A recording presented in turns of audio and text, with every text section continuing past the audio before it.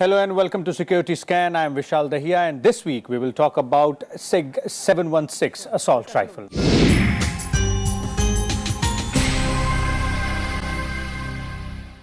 Almost 15 years after the demand was raised, Indian Army has finally got the first lot of new assault rifles.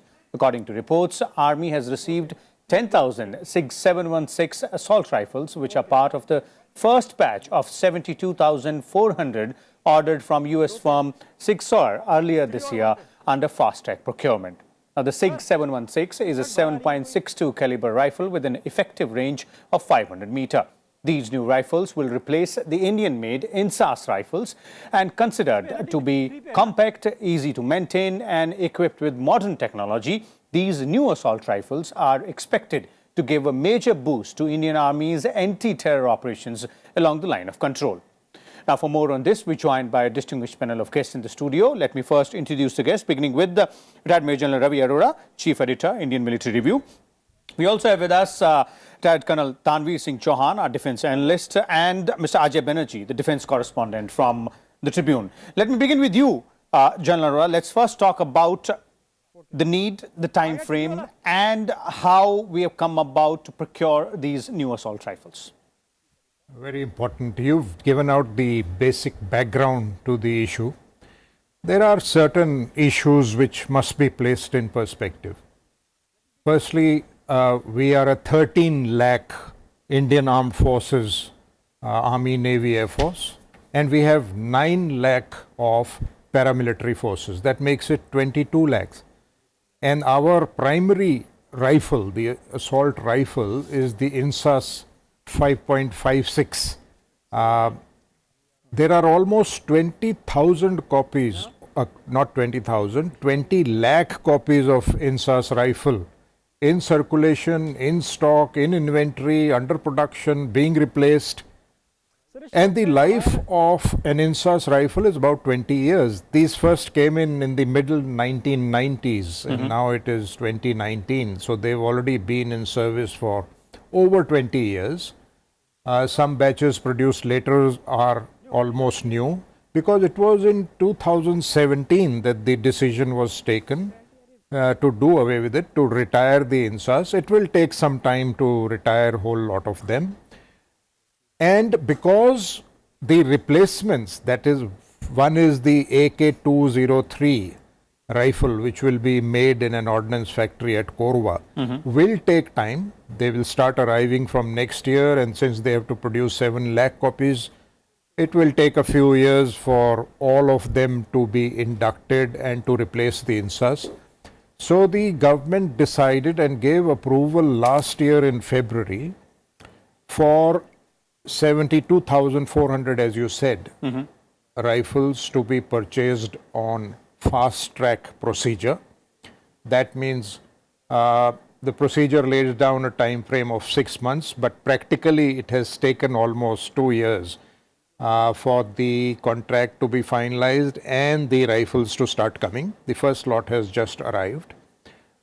And why this 72,400? Because the government said, let's meet our immediate requirements. By now, when we have decided the INSAS is not good enough, the enemy is armed with a better rifle, the terrorists are armed with AK-47 and their variants, which in many ways is better than the INSAS 5.56.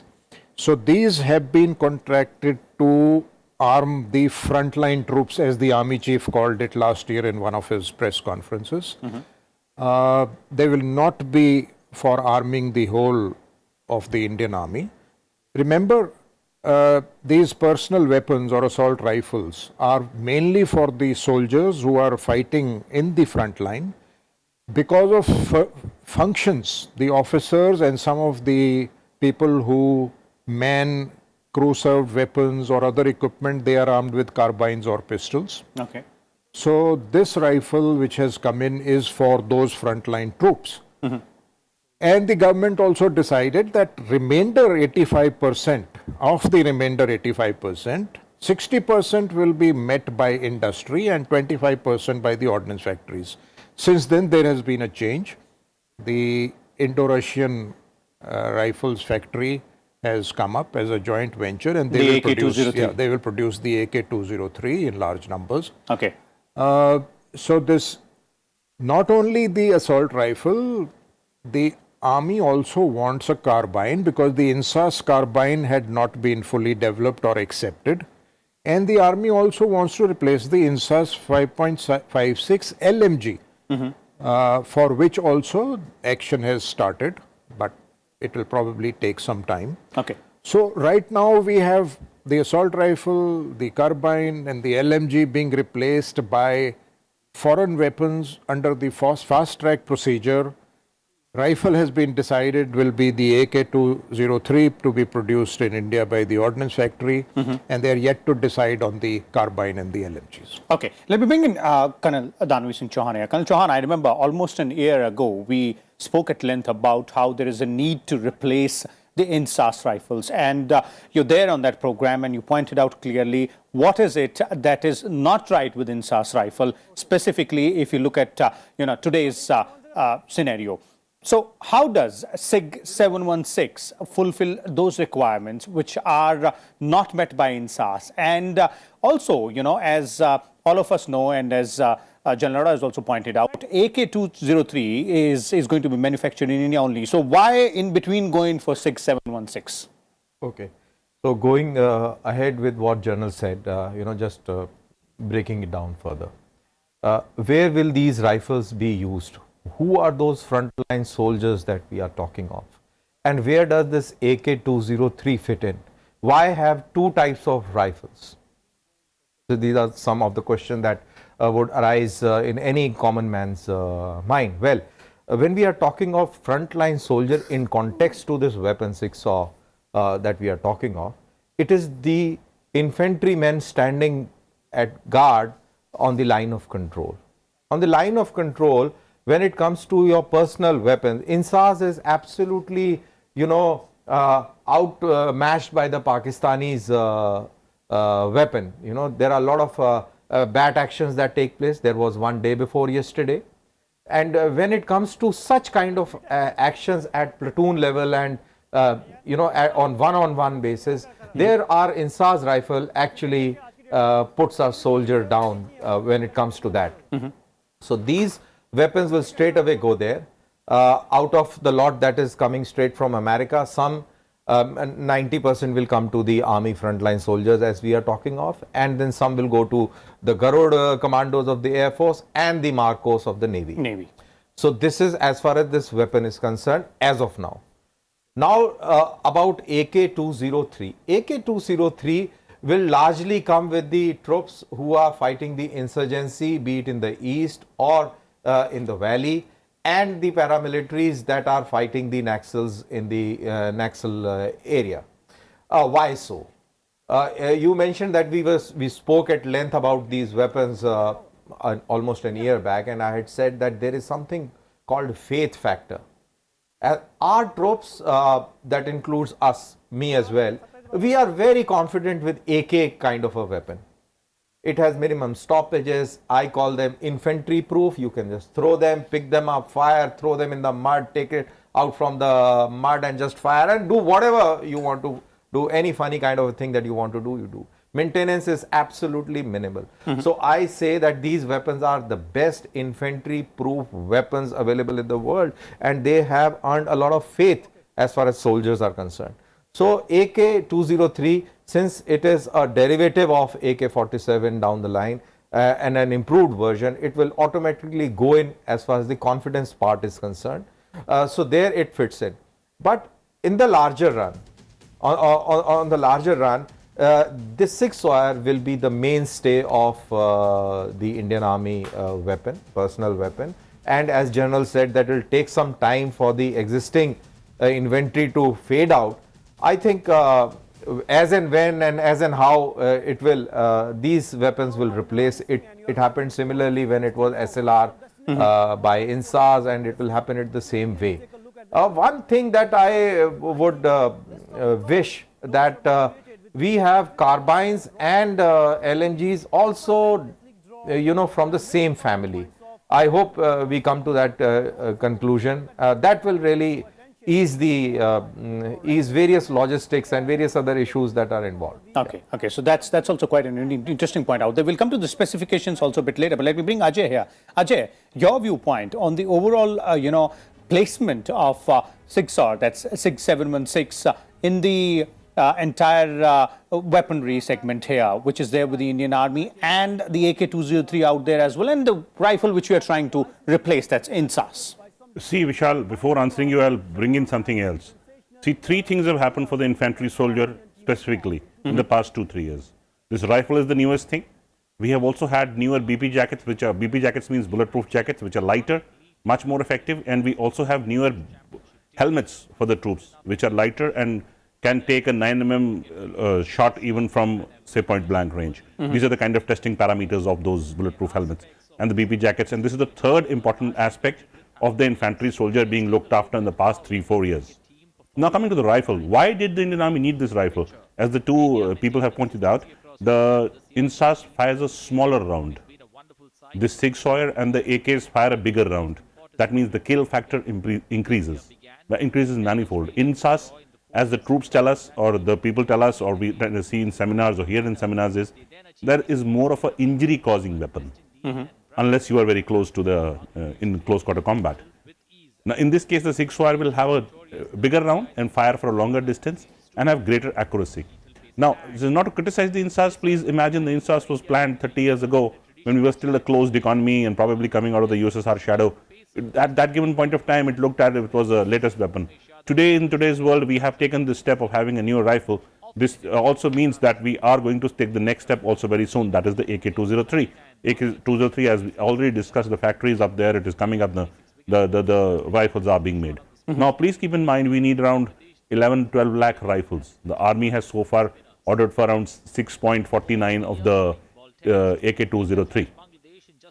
The rest will also come from one of the sources.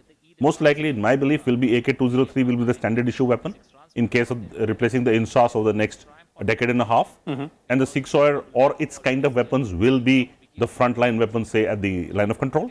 Okay. And possibly the LMGs which we have ordered and the MMGs we are looking at will also be of the modern variety.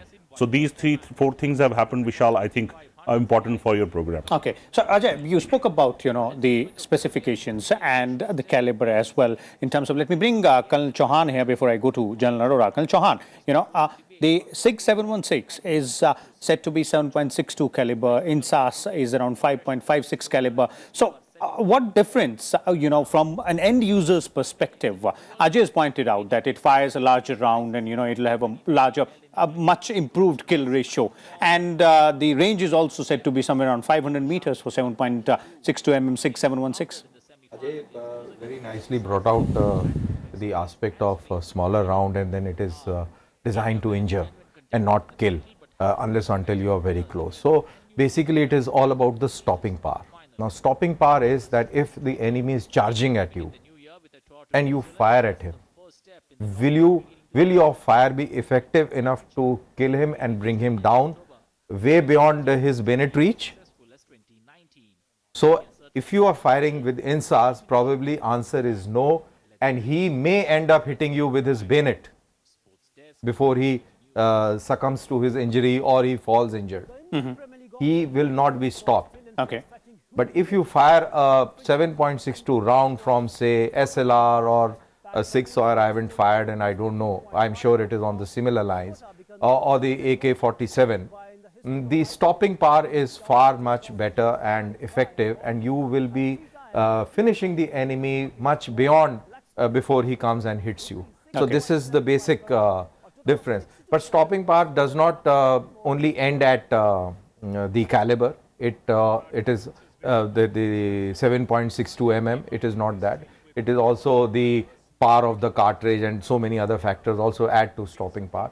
Well, nevertheless, if you compare SIG Sauer to AK-47, SIG Sauer will be 1,000 times more potent weapon in terms to what I just said. Okay. General Arora? Let me add to that.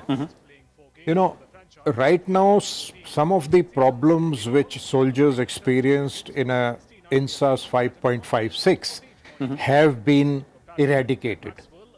The problems which were encountered were, first it was, in SAS you had the facility of firing semi-automatic. That means you just press the trigger once when it is on semi-automatic mode and 3 rounds burst would be fired. But at times, despite that, it would just fire on automatic, all the rounds being fired uncontrollably. Second was the barrel was getting heated up. Okay. Third was that in cold weather, the plastic magazine would crack. And the fourth major defect was that sometimes the firer would get splash of oil into his eyes.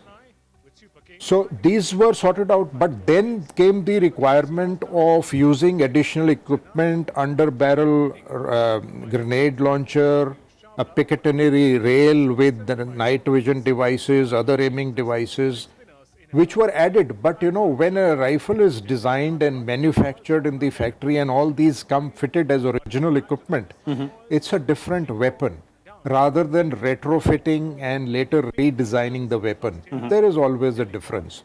So today you have INSAS 5.56, which you can fire grenades with a UBG with it, and you can have Picatinny rail, and you can use the devices.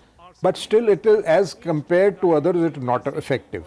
This point about 5.56 ammunition, definitely it's a smaller caliber. Although armies all over the world are now rethinking and going to somewhere between 5.56 to 7.62. 6.8 mm is also emerging as a favorite caliber, but that remains to be seen. The Indian Army, with all its wisdom, has decided to go for 7.62. Pakistan also uses the G3 rifle, which has 7.62. Some other advanced armies also use 7.62. Although other calibers, 5.8 is also available, 6.8 is available. Okay. So now this SIG Sauer, it's a proven weapon. It's not one of the 10 best assault rifles in the world, but it is proven, it is well designed. The extensive trials carried out on this weapon have shown that there are no problems. It's very effective, it's accurate. Now, AK-47 or AK-203, which is being manufactured, is also very efficient, very reliable, with just 8 moving parts. When a bullet is fired, there are only 8 parts which move. A rifle may have more than 80 parts if you strip the whole thing in the factory. But when you are actually using it, minimum number of parts are moving, so it does not lead to any stoppages. Stoppages are mainly caused because of fouling, or because of the gunpowder smoke getting deposited here and there. So these newer weapons come with chrome lined barrels which eliminate the fouling. Even the American AR-15 and the M14, M16 had many problems over many years, particularly in Vietnam.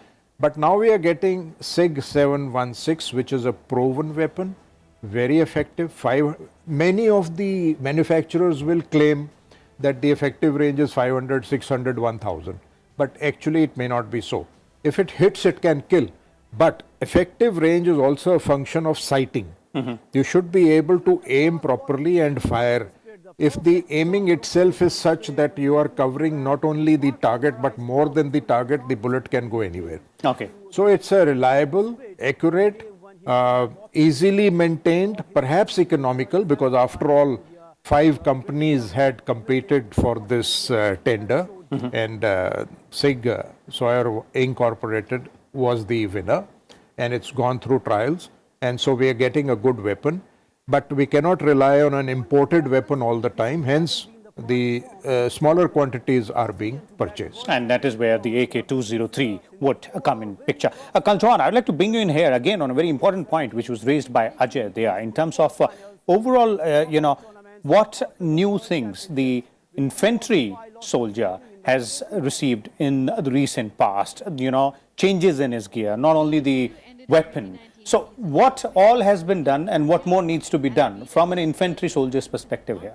Yeah, apart from what Ajay has said and General has said, additional things that are coming into the army which we don't come to know is the night visions that are coming. They are coming in smaller size, lightweight, with greater battery backup.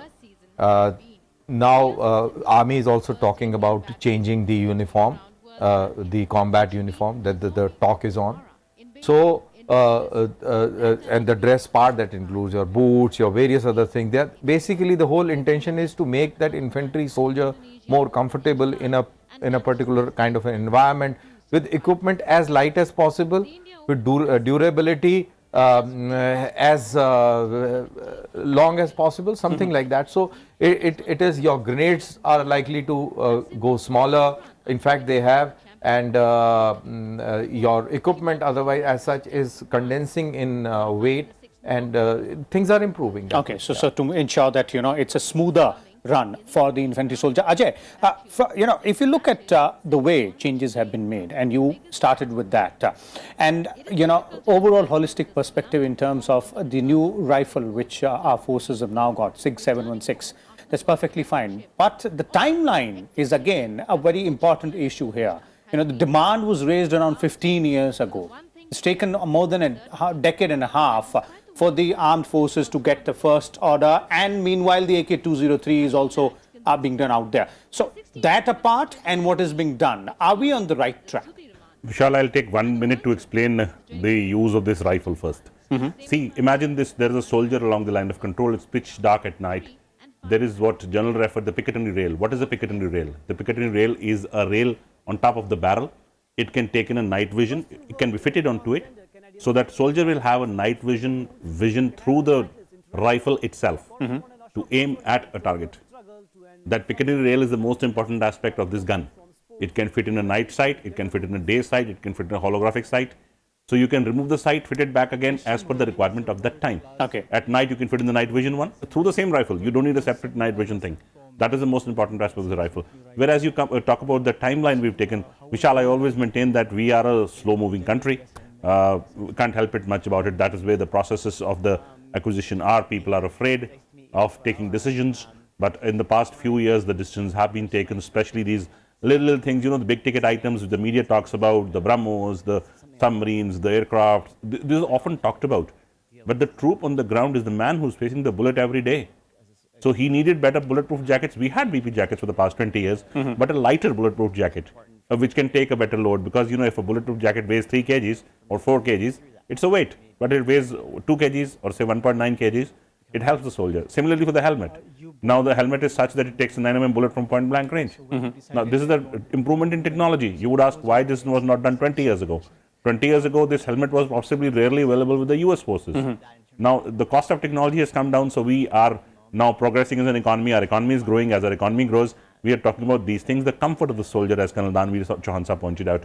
We are talking of comfort of the soldier. Now the soldier is made comfortable through better boots, better shoes, better clothes, better rifles, and he's actually very, very confident of the rifle, new rifle. When you talk of the troops in counterinsurgency areas, wherever they are in India, they always pick up the AK-47 as the weapon of choice. So we have to live with those times. We cannot say indigenization. AK-103 is indigenized, it's being made in India. So let us live with that fact. Okay, so it's the comfort of the soldier and the faith also, which the soldier has, as Colonel Chauhan was pointing out. Concluding comments from you, General. What comes to mind very clearly is, why don't we have our own weapon, indigenous Indian, whether it is pistol or carbine or LMG, assault rifle, sniper rifle, or anti-tank rockets. I just want to summarize. Remember, we had the Lee-Enfield 303 rifle right from Second World War up to 1965 war, and then we had the L1A1 British rifle made in India under license, fairly good weapon. And then we decided that it's time to have our own. This 5.56 was developed by DRDO and Ordnance Factory Board. Okay. 1990s it was introduced in service, and it has lasted up to 2017, you could say, when the decision has been taken. That's because the government did not trust giving license to the domestic industry to produce small arms, thinking they will fall into hands of the left-wing extremists and Naxal buddies and other anti-national elements. Okay. So that confidence came only recently, when licenses have been issued for arms, ammunition and explosives. but it requires a lot of experience. Even the Americans have taken over 20 to 30 years to come to the stage when an M16 modification 4 rifle is standard issue, and it is the best weapon in the world today. Okay. So hopefully now onwards, this requirement has to be met. We will imbibe technologies from this AK-203 project and all the other weapons which will be made, assembled as well as made in India. And then we will be able to produce our own weapons. Okay, thank you so much, General Arora, Colonel Chauhan, and Ajay there. So that is the summary of about new assault rifle SIG 716, which the Indian Army's frontline soldiers have started receiving, and its effectiveness as well as utility on the front line. We'll come back again next week with a different topic and different set of guests. Till then, keep watching Rajya Sabha Television.